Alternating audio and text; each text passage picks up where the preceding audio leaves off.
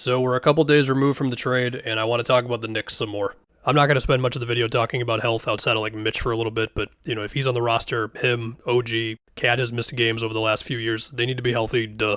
And also, if they trade Mitch, then some of the center-specific talk either goes to a center who is not currently on the roster, or I don't know. In before Mitch gets traded an hour after this video goes up. And it is wild just how Cat changes so much of what we know this Knicks team to be, right? Because the previous Knicks team was, maybe previous is the wrong word. It's not like the whole team is different, but before Cat, the reason why this Knicks team was a top 10 offense 2 years in a row, obviously a lot of that was Jalen Brunson, but also a lot of it was they got a bunch of offensive rebounds with iHeart and Mitch, right?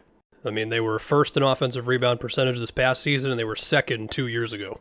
However, the trade-off with that, with always having that big on the floor, was while you could clean up the mess, you did have not as great driving lanes all the time for Brunson, Randall, that type of thing. Cat comes in, and now the spacing is going to be a lot better. Because some of those buckets that Brunson had to get in the playoffs, man, he's just slithering through like a whole defense, it feels like. And yes, the Cat-Brunson two-man game that I and many people I'm sure have talked about at this point, that's going to be a real thing. Just to reiterate, Brunson in the playoffs, 32-8, with the whole defense being locked in on him and not as much spacing as he's going to have now. Makes it easier for Brunson to attack one-on-one. It makes it easier for like OG or McHale or Josh Hart to either cut, attack off the catch. And I would also assume that Josh Hart is still going to be attacking the offensive glass like a madman. And speaking of Josh Hart, while I do love him, I think we can't ignore that teams are going to choose him to be the guy that they help off of with this new found spacing with the Knicks. I have seen some people say that the Knicks can go 5 out.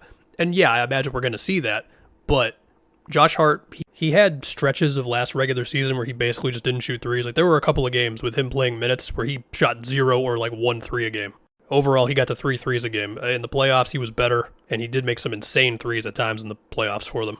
And he also set screens for Brunson at times, and again, if teams ignore him on the three-point line, he can crash for offensive rebounds and stuff like that. But still, teams are going to dare him to be the guy to beat them from outside. I can already picture the Celtics, for example. It would not surprise me at all if Missoula had Porzingis helping off of Josh Hart, and then you had one of the wings, or maybe even Drew on Cat. Obligatory, we will see how Porzingis' health is this season. So maybe there's times where Tibbs would feel pressure to put Deuce out there as opposed to Hart just for more shooting. If there's an alternate timeline where they were able to hold on to DiVincenzo and still pull off the Cat-Randall swap, then at that point it's just crazy spacing, but you got to trade good players to get good players. So it'll be interesting to see just how teams choose to guard the Knicks. I'm thinking about the Bucks, and I think the natural thing would be, Giannis helps off of Josh Hart, and then Brook is on Cat. And of course, Giannis is a great help defender, but also if Brook is stuck guarding Cat on the three-point line, then you're still taking away some of their rim protection. So then maybe the Bucks would try to mess with the matchups more to have Brook planted at the rim more often. These are the type of questions that you at least force me to ask when you have a great shooting big guy. I assume NBA teams have their plans for it.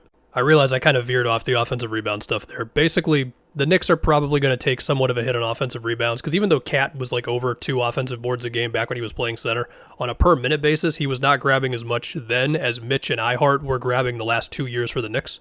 But they're gaining a lot of spacing, so I'm sure they're okay with it. And also, Mitch, as of right now, is on the roster. There was a report recently that said they're taking calls on Mitch. We'll see there, again, January or December, when we can actually see him on the court, hopefully, and the option for him and Cat together, or just Cat at center and Mitch coming off the bench. Both of those options are there. And of course, if Mitch gets traded, then you can substitute some of the stuff I'm saying in this video for either a new center, or maybe Tibbs is just not going to entertain the Cat at power forward thing. And then maybe they'd be looking to get a wing or something. Before I do more on that, and I guess before we get to the defense, everything I just said is cool. Is Karl-Anthony Towns good enough to be the second best player on a title team? We could talk about beautiful spacing and all that stuff. Some of it just comes down to, are you truly that dude? And if he has the shooting slump in a series against the Celtics like he did against Dallas, well, sorry Knicks fans, but you're going home. Now at the same time, if it wasn't for him scoring 13 points in the first half of that Game 7 against the Nuggets, that game probably would have been 2 out of reach for them to go on the comeback. Now, for the sake of doing the trade, you can only work with what you've got. They had an opportunity to get Cat. They got Cat. Anyway, back to Mitch and Cat. Personally, I love the idea of having the option for either one of those, but it just comes down to Mitch's health. Because you think about a matchup against the Sixers, for example. The last time Joel Embiid saw Karl-Anthony Towns, Joel had 50 points on 18 free throw attempts.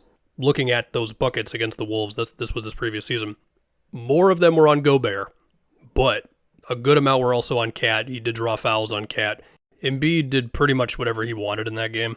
And we know that Mitch did a good job against Embiid when he was guarding him on certain possessions in the round 1 matchup. Yes, Embiid was dealing with some injury stuff, but so was Mitch. And like I gave him credit for in the initial reaction to the trade, Cat, his one-on-one defense on Jokic, which then, opened up Gobert being the help defender and everything, he did as good of a job as you could ask him to do on Jokic. But still, I like having Mitch on the team for the sake of another big to put on Embiid. And sure, you can also have possessions where like OG would be on Embiid. To talk about the defense a little bit more, so one thing I have seen on Twitter of people being cynical about Cat on the Knicks is, well, what do you do when teams put Brunson and Cat into a screen action, right? Well, I think the first thing there is Brunson will be guarding the opposing team's worst perimeter guy every single night, right? OG and McHale have the top two guys, and maybe you end up swapping those depending on, if OG's got to guard like the bigger, stronger guy and McHale's got to guard the quicker guy, whatever. And then Josh Hart's going to guard the third best dude, and then Brunson's getting the fourth best. And then you still have Deuce as another guard defender off the bench. So either you're getting Brunson switched onto your best players, and we'll see how resistant the Knicks are to giving that sort of thing up. And so you got to do all that work, and then you're getting Cat in the action. And just that whole process alone is going to be easier or tougher depending on just how talented a team is. Like a team like the Celtics, one thing with them is it's very tough to hide anybody defensively. I mean, just through the process of elimination, Brunson's ending up on either Drew or Derek White. Both of those guys can run a screen action with, I assume Cat would be guarding Porzingis. Unless you want to take it outside the box and put like OG on Porzingis for the sake of making that switchable. I'm not trying to get too carried away with that stuff in this video. The point I'm getting at is this will be a storyline with the Knicks. Teams attempting to put Brunson in as many actions as possible and just seeing where Cat is defensively, where, I will repeat what I said in the initial trade video, which is, as far as pick and roll defense goes, the Wolves were not asking him to be as much of a rim protector before the Gobert trade. They were like, we want you high up on these screens, we want rotations on the back end, we want you to hedge and recover.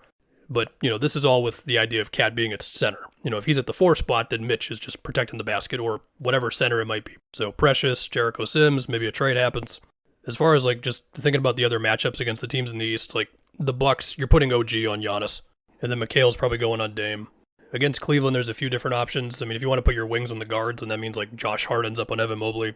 Against the Pacers, one of OG or McHale's going to be on Halliburton. And I'm just casually saying OG and McHale because we all get it, but just to reiterate, like that is, assuming that McHale gets back to Suns McHale defensively, that is as good of a defensive wing combo as you could ask for. And then if they need a little more help, like guarding like-size guards, you got Deuce coming in off the bench. So I think the wing defenders are definitely there. The guard defender is there. Of course, Tibbs is a defensive genius, and I think with Cat, we'll see what the pick and roll defense looks like, man. Especially against like the Celtics, because with the amount of spacing the Celtics have, how Cat manages in all that space versus all that Celtics shooting, but also seeing the Celtics having to guard all that space the Knicks now have, even if, again, teams are going to try to help off of Josh Hart. Embiid can get up there on the three-point line. He can get high on screens. It's more so just, does he want to possession after possession, given everything he's got to do on the other end? Cleveland's bigs having to guard in all that space. Mobley and Allen, both very mobile. The Magic's great defense. I think we're all wondering how good the Pacers' defense is really going to be this season. With Miami, Bam can do whatever you want defensively, and the Heat have their own questions to answer, but seeing Spo try to draw up a defense versus the spacing the Knicks are going to have now. It's all cool stuff to imagine. Also, this is super niche, but I want to see Cat posting up Wendell, because Wendell is kind of a tank.